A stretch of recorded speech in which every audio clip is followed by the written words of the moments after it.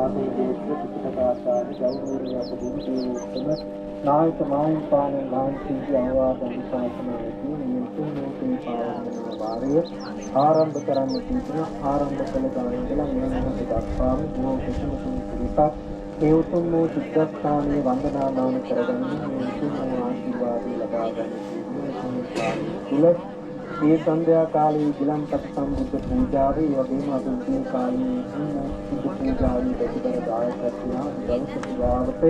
සිද්ධ කරන්නේ උතුම් වූ පූජාවන් ප්‍රතිබල දායකත්වය අරගෙන කටයුතු සිද්ධ කරන්නේ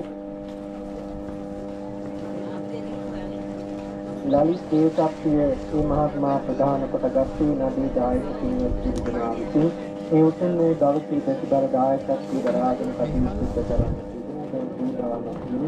මේ කාලේ බොහොම ශ්‍රද්ධාවෙන් භක්තියෙන් ගෞරවයෙන් යුක්තව සම්පාදනය කරගන්න තියෙන මේ උතුම් දානවස්තුවක් සාන්තිනායක අමාමේනී සම්මා සම්බුදුරජාණන් වහන්සේගේ